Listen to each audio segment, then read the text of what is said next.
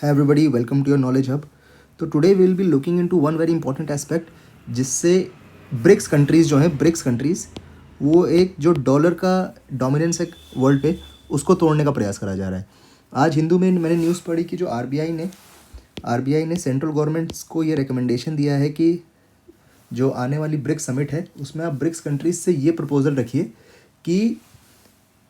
जो digital currencies है country की, जैसे इंडिया का ई रुपया, ठीक है, डिजिटल करेंसी है, ठीक है, रशिया का ई रूबल, चाइना का ई युआन, ठीक है, आप इन सब का ऐसा फ्रेमवर्क तैयार करिए कि यूएस डॉलर के इन्वॉल्वमेंट के बिना ट्रेड हो सके। ठीक है, अब यूएस डॉलर का इन्वॉल्वमेंट होता कैसे हम लोग पहले ये समझते हैं। लेट्स से इंडिया और यूएस आपस में ट्रेड कर रहा है, India is trading with US, तो इसमें तो भाई यूएस डॉलर इन्वॉल्वमेंट हो ही जाएगा, सबको पता है कैसे हो जाएगा, ठीक है। लेकिन let's say India is trading with non US country, let's say Brazil, ठीक है, तो इसमें इंडिया ने मान लो ब्राज़ील को दिए मैंगोज़, ठीक है, और ब्राज़ील को भैया इनके पास तो पैसा है, अपना ब्रैंको जो इनकी करेंसी है वो चलती है, तो ब्रैंको में तो पैसा यहाँ आएगा, किसी काम का नहीं होगा। तो यहाँ पे होता क्या है, अब यूएस डॉलर का इन्वॉल्वमेंट देखिए कैसा है यहाँ पे, ठीक है। अब ब्राज़ील को पैसा देना है इंडिया को, तो ब्राज़ील पहले पैसा देगा जो सिटी बैंक है, ठीक है, जो सिटी बैंक है, ठीक है, स्टैंडर्ड चार्टर्ड ये बैंक है, ठीक है, स्टैंडर्ड चार्टर्ड आपने एक बैंक का नाम सुना होगा। इनको वो पैसा देंगे, इनको पैसा देने के बाद वो कहेंगे कि भाई इसको यूएस डॉलर में कन्वर्ट करो, ठीक है। उस ब्रैंको को कन्वर्ट होगा वो यूएस डॉलर में, ठीक, फिर यूएस डॉलर इंडिया आएगा, वो यूएस डॉलर वापस कन्वर्ट होगा आईएनआर में, इंडियन नेशनल रुपीज़ में। इस तरीके से चूंकि यहाँ पे बीच में डॉलर का इन्वॉल्वमेंट हो रहा है, डॉलर यूज़ हो रहा है, इस वजह से डॉलर की डिपेंडेंसी है और डॉलर पावरफुल बन रहा है, ठीक है। कोई भी चीज़ तभी पावरफुल होगी जब उसकी डिपेंडेंसी होगी, अब यहाँ पे हो क्या रहा है, जो ब्रिक्स कंट्रीज़ हैं जो यूएस को पसंद भी नहीं आ रहा है ज़्यादा, वो क्या कह रही हैं कि आप लोग ऐसा सिस्टम बना दो कि यूएस का डॉलर का इन्वॉल्वमेंट ना हो। अब वो होगा कैसे, तो सिस्टम ये बनाने का प्रयास करा जा रहा है कि ये इंडिया है, ये ब्राज़ील है, ठीक है, इंडिया ने ब्राज़ील को दिए मैंगोज़ और यहाँ से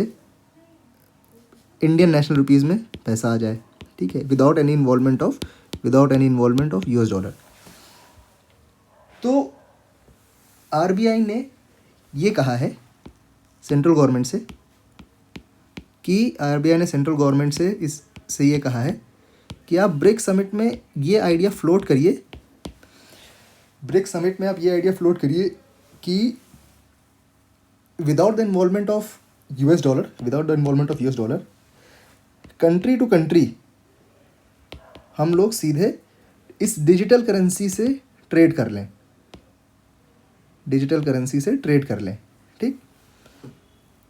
अब इस डिजिटल करेंसी से ट्रेड करने से फ़ायदा ये होगा, फर्स्ट ऑफ ऑल आपकी यूएस डॉलर की डिपेंडेंसी खत्म होगी, second of all US dollar weak होगा, ठीक है। जो यूएस की सुप्रीमेसी का सबसे बड़ा एक स्तंभ है कि सबसे स्ट्रॉन्ग यूएस डॉलर की वजह से ही यूएस जो है इतना चिल्लाता है, ठीक है। तो उन्होंने कहा है कि अब ये जो ब्रिज है जिससे आप यूएस डॉलर को काट सको, ये आप ब्रिक्स कंट्रीज से कहिए। और सबसे मज़े की बात ये है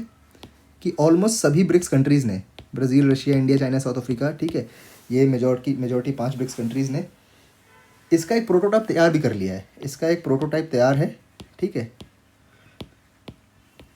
जिसको बहुत जल्दी वो उतारना चाहते हैं।